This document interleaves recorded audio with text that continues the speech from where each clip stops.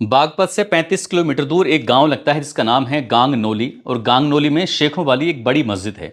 और बड़ी मस्जिद की ऊपर वाली फ्लोर पर मंजिल पर एक हुजरा बना हुआ है। हुजरा यानी कि एक कमरा बना हुआ है। उसी हुजरे के अंदर मौलाना साहब जो यहाँ पर नमाज पढ़ाते हैं, उनकी पत्नी, उनकी दो बच्चियाँ भी रहती हैं। मौलाना साहब 11 अक्टूबर 2025 को मस्जिद में तो नहीं थे, लेकिन उनकी पत्नी ज़रूर थी। इसी बीच में दो कातिल प्रवेश करते हैं और एक के हाथ में एक भारी वस्तु होता है और दूसरे के हाथ में एक धारदार हथियार होता है। जैसे वो प्रवेश करते हैं, देखते क्या है कि हुजरे के अंदर मौलाना साहब की बीवी हैं। वो इससे पहले कि कुछ समझ पाती, कुछ बोल पाती, कातिल ने एक के बाद एक उनके सर में 2-3 वार कर दिए उस भारी वस्तु से। उसके बाद फिर चेहरे पे वार कर दिए। जो दूसरा कातिल होता है उसके हाथ में धारदार हथियार होता है और उसने एक के बाद एक गर्दन पे कई वार कर दिए। जब वो दोनों वार कर रहे थे तब उनकी दो बेटियां होती हैं, एक की उम्र 2 साल होती है, एक की उम्र 5 साल होती है। वो इस दृश्य को अपनी आंखों से देख रही थी। इससे पहले कि वो चीखती, चिल्लाती या पब्लिक में जाकर कुछ बताने की कोशिश करती, उनको ये अवसर ही नहीं मिल पाया, मौका ही नहीं मिल पाया। और जिस कातिल के हाथ में धारदार हथियार के साथ साथ भारी वस्तु थी, उन्होंने एक के बाद एक कई वार किए और वो भी मौके पर मर जाती हैं। जैसे ही उनके मौत की खबर लोगों तक पहुंचती है, पता चलता है, तो उसके बाद फिर हंगामा खड़ा हो जाता है और देखते ही देखते ये खबर सोशल मीडिया के माध्यम से पूरे भारतवर्ष में फैल जाती है।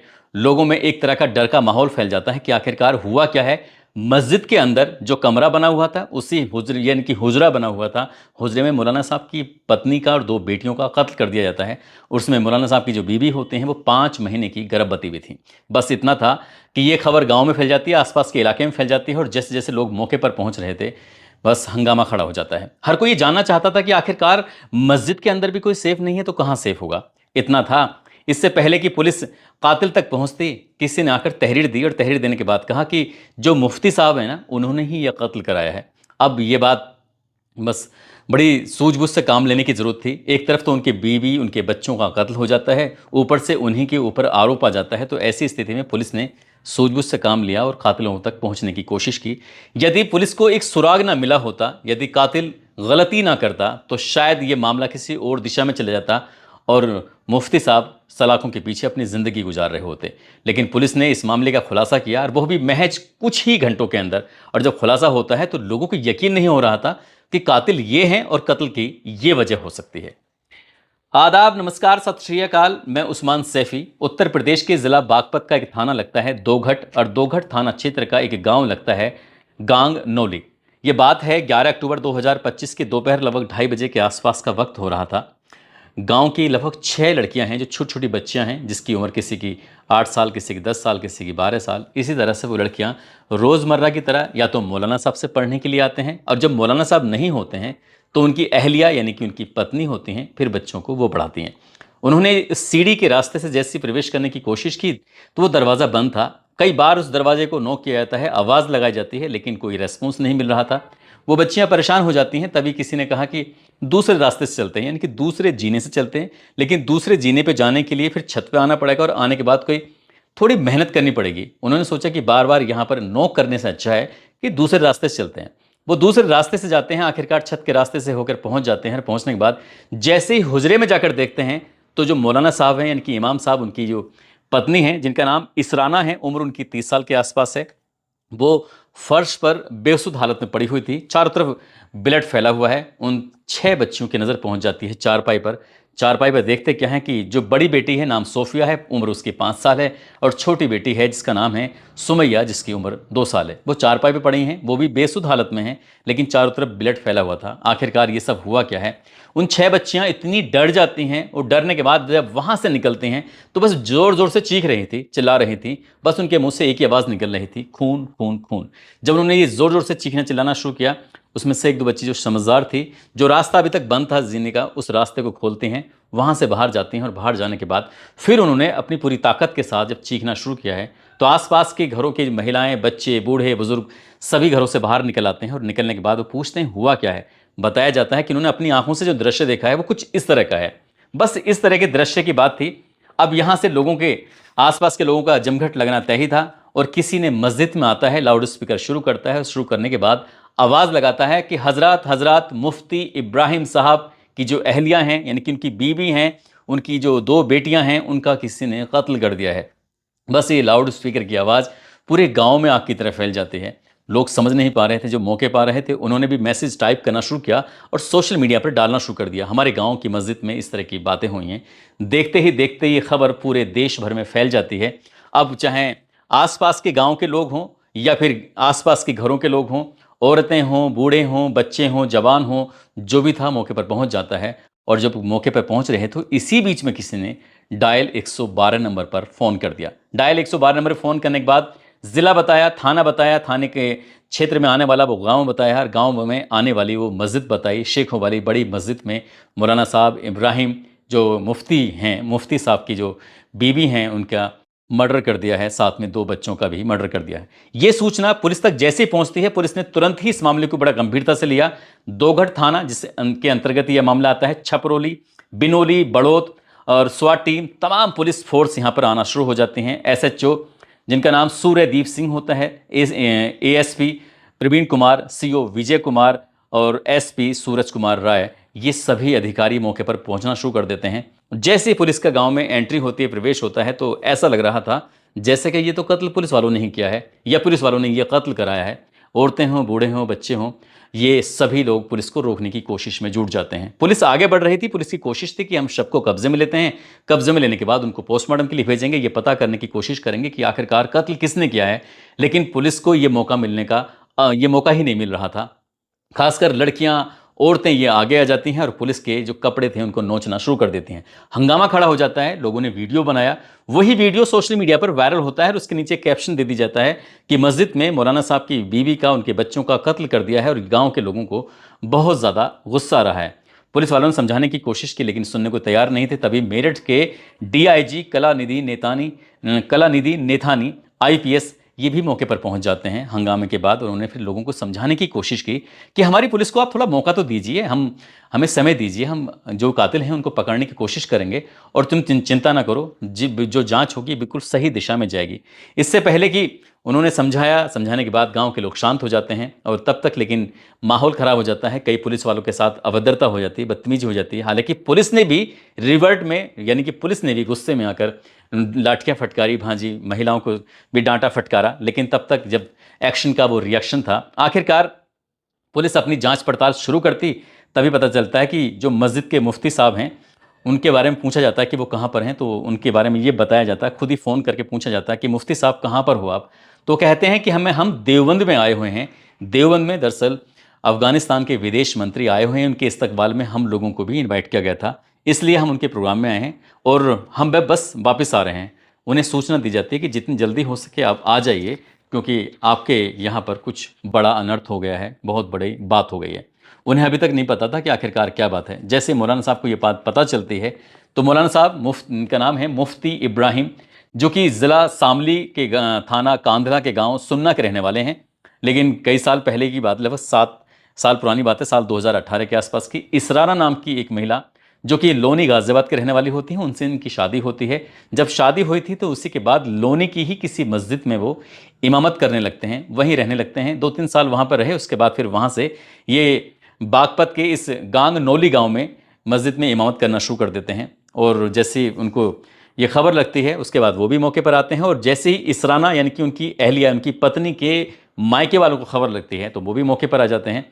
पुलिस ने अभी जांच पड़ताल शुरू ही की थी कि तहरीर आ जाती है और तहरीर में साफ साफ कहा जाता है कि मुफ्ती इब्राहिम ने ही हत्या कराई है, यही कातिल हैं, हो ना हो। ये सिर्फ गए देवबंद जानबूझकर थे, इन्होंने यहाँ पर कातिलों को सेट कर दिया था और कातिलों ने इनकी बच्चों को मार डाला है और ये वहाँ रहें ताकि इन पर कोई शक ना करे। शुरुआत में तो पुलिस को ऐसे लग रहा था। पुलिस ने फिर इनकी CDR निकलवाई, पहले दिन की लोकेशन निकलवाई, तो पता चलता है कि ये 8:52 पर गाँव छोड़ देते हैं, गाँव से निकल जाते हैं। यानी कि ये इनकी जो लोकेशन थी वो देवबंद की तरफ थी, कहीं रुकते नहीं हैं, किसी से बातचीत नहीं करते हैं। अब पुलिस के लिए ये एक बड़ा सवाल था कि आखिरकार मौलाना साहब अगर किसी से कुछ कराते भी हैं तो किससे कराएंगे। लेकिन गांव के लोगों ने एक बड़ी समझदारी का परिचय दिया था और समझदारी का परिचय दिया था वो किस बात पर, जिस बात पर भी ये कैमरे लगे थे, वाकई उन लोगों को तो सैल्यूट करना चाहिए, क्योंकि मस्जिदों में अक्सर कैमरे कम लगाए जा रहे हैं, कैमरे हर जगह होने चाहिए। और यहाँ जो कैमरे लगे हुए थे, जब पुलिस वालों ने पूछा कि यहाँ कैमरे लगे हुए हैं तो गांव वाले बोले जी हाँ कैमरे लगे हैं। कैमरे देखे जाते हैं, यानी कि DVR देखा जाता है और DVR देख के पता चलता है कि लगभग 20 से 25 मिनट के लिए DVR को बंद कर दिया गया था। CCTV में जो सप्लाई थी उसको बंद कर दिया गया था। इस 20 से 25 मिनट के बीच में ही कत्ल हुआ है। आखिरकार कत्ल किसने किया है, पुलिस के लिए सवाल था। पुलिस ने अब जो डीवीआर थी उसको देखना शुरू किया। जब डीवीआर को देखा तो उसमें यह पता चला कि गांव का ही एक लड़का है जिसकी उम्र लगभग 16 साल के आसपास है। वो लड़का लगभग 14 मिनट के आसपास तक इस मस्जिद के अंदर रहता है और कोई भी हलचल नहीं थी, क्योंकि ना कोई नमाज का वक्त था। ये वक्त रहा होगा लगभग 11:30 या पौने 12 बजे के आसपास। 14 मिनट तक यहाँ रहता है। 14 मिनट रहने के बाद फिर यहाँ से बाहर निकलता है और बाहर निकलने के बाद फिर से अंदर जाता है। फिर जब दोबारा से अंदर जाता है, अंदर जाने के बाद सबसे पहले उस रूम में जाता है जिस रूम में वो डीवीआर रखा हुआ था। सप्लाई बंद कर देता है और बंद करने के बाद फिर पुलिस को लगता है कि ये सप्लाई इसी की वजह से शायद बंद हुई है। और पुलिस ने बस उस लड़के को, जिसकी उम्र लगभग 16 साल है, जिसके परिवार के लोग मजदूरी करके अपने जीवन यापन करते हैं, वो लड़का जो 16 साल का है, गांव के ही सरकारी विद्यालय में कक्षा 8 का वो छात्र है। अब उससे पूछा जाता है कि तुम मस्जिद के अंदर उस वक्त क्या करने के लिए आए थे? तब वो कहता है कि साहब वो ऐसे ही आया था। लेकिन जब पुलिस ने अपने तरीके से उसे पूछताछ करना शुरू किया है तब उसने एक और नाम लिया। उसका खास दोस्त है जिसकी उम्र 14 साल है, वो भी गांव के ही सरकारी विद्यालय में पढ़ता है और वहां पढ़ने के साथ साथ वो इस मस्जिद में कभी इमाम साहब से पढ़ने आता है तो कभी इमाम साहब की अहलिया यानी कि उनकी बीवी से भी पढ़ने के लिए आता है। उससे पूछा जाता है कि तुम यहाँ क्यों आए थे? फिर वो दोनों के बारे में बताते हैं कि हम दोनों ही आए थे। और जब दोनों आए थे तो क्यों आए थे, उनसे वो कहता है कि कभी तो इमाम साहब उसे पीटते हैं तो कभी इमाम साहब की अहलिया वो भी उसके साथ मारपीट करती हैं। क्यों मारपीट करती हैं? बोले हम जब सिपारा पढ़ते हैं तो बस सिपारा पढ़ने में मन नहीं लगता और मौलाना साहब इसलिए डांटते हैं, फटकारते हैं। 10 अक्टूबर 2025 को भी उन्होंने हमें डांटा पीटा और बस हमने तभी से फैसला कर लिया था कि मौलाना साहब को भी नहीं छोड़ेंगे और उनकी बीवी को भी नहीं छोड़ेंगे। उन्हें इत्तेफाक से खबर लग जाती है, पहले ही ऐलान कर दिया जाता है कि जोहर की नमाज यानी कि दोपहर की जो नमाज 11 अक्टूबर को होगी, उस नमाज को अपनी अपनी नमाज खुद ही पढ़ लेना, क्योंकि मौलाना साहब तो देवबंद में एक प्रोग्राम में शामिल होने के लिए जा रहे हैं। वहां पर अफगानिस्तान के विदेश मंत्री जो आए हैं। बस इतना था, उन लड़कों ने बिल्कुल पहले से प्लानिंग कर रखी थी। अंदर प्रवेश करते हैं और प्रवेश करने के बाद अभी तक उनके हाथ में ना कोई हथियार है ना कुछ है। जब अंदर जाते हैं तो उन्हें यह मालूम था कि जो राजमिस्त्री एक विसोली होती है, विसोली एक तरफ तो हथौड़ी जैसी होती है और दूसरी तरफ उसमें नुकीली चीज़ होती है जो ईंटों को तोड़ने के काम आती है, ईंटों को ठोकने के भी काम आती है, वो रखी हुई थी। उन्हें बच्चों को पता था इस बात का। उन्होंने जाकर सबसे पहले वो लिया उस विसोली को, और उस लेने के बाद ऊपर हुजरे में पहुंचते हैं। वहां जाते हैं तो रसोई के अंदर एक चाकू रखा हुआ था, उसको भी लेते हैं। जो 18 साल का 16 साल का लड़का है उसने तो बिसोली को हाथ में लिया और जो लड़का 14 साल का है उसने उस चाकू को हाथ में लिया। इससे पहले कि हुजरे में वो जो मौला मुफ्ती साहब की बीवी थी, क्योंकि उनके पास तो वो आते जाते रहते थे, उनको इस बात का एहसास भी नहीं था। वो इससे पहले कि कुछ समझ पाती कि एक के बाद एक चेहरे पर 3 वार किए गए बहुत ताकत के साथ, और वो गिर जाती हैं। और जैसे गिरते हैं उसके बाद फिर 3 वार किए गए उनके सर पर, और जो 3 वार होने के बाद फिर जो दूसरा लड़का था 14 साल का, उसके हाथ में चाकू था। उसने जो इसराना थी उनको एक के बाद एक 2-3 वार कर दिए। दोनों बेटियां वहीं पास में थीं, वो देख रही थी कि आखिरकार ये चल क्या रहा है। वो अपनी दीदे फाड़ फाड़ के देख रही थी कि क्या कर रहे हैं। तभी जो एक लड़की थी बड़ी वाली 5 साल की, उसकी चीख निकल जाती है। जैसी वो चीखती है, चिल्लाती है, इसी बीच में इस 14 साल के लड़के ने 16 साल के लड़के ने अपने उस बिसोली से 2-2 वार उन लड़कियों के सर पे किए, और 2-2 वार में ही दोनों की मौके पे ही मौत हो जाती है। उनको तो संभलने का मौका ही नहीं मिलता। वो इस काम को करते हैं और छत के रास्ते से भाग जाते हैं। जब जा रहे थे तो जाने से पहले उन्होंने उस बिसोली को तो जीने के नीचे फेंक दिया, और जो चाकू होता है उसको छत पर फेंक के निकल जाते हैं।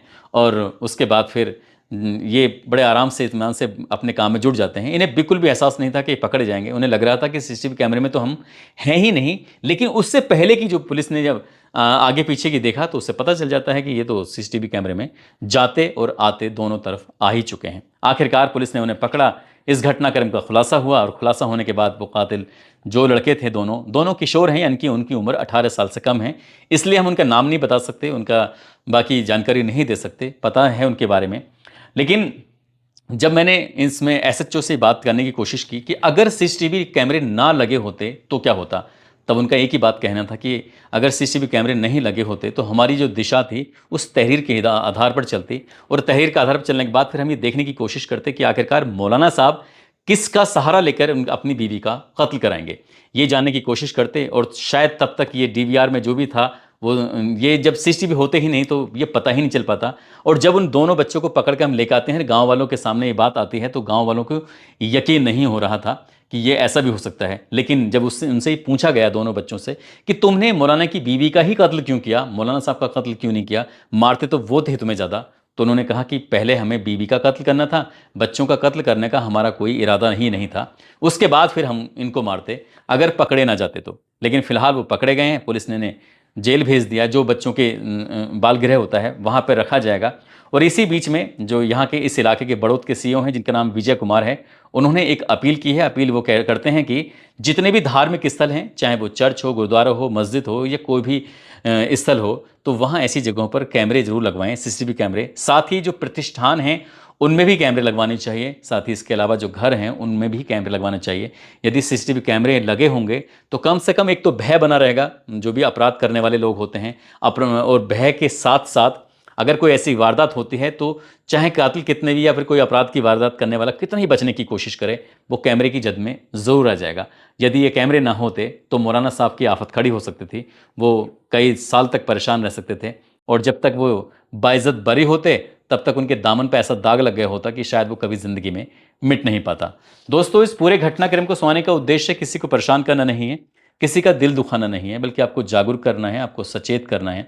और जाते जाते ये कनक हैं, साथ ही सैयद हामिद अली हैं, आज इनका जन्मदिन है। इनको जन्मदिन की ढेरों सारी शुभकामनाएं, बहुत बहुत मुबारकबाद। कुछ लोगों ने नाम लेने के लिए बोला है, जिसमें तोकीर खान हैं, बलराज सिंह, अबरार पठान हैं, आकाश पासी, गुलाम बारिश, सुभाष उपाध्याय, मोतीराम, करीना राज, इरफाज खान, मोहम्मद मस्तान, सत्येंद्र कुमार, उदित सिंह, सुल्तान अहमद, मलखान, वसीम अलवी, रवि कुमार गौतम, सुनीता, अफजल अली, मुबारक खान, अनूप सिंह, जितेंद्र कुमार, भंवर सिंह, विकास कुमार। आप सब लोग अपना ख्याल रखें, सुरक्षित रहें। जय हिंद, जय भारत।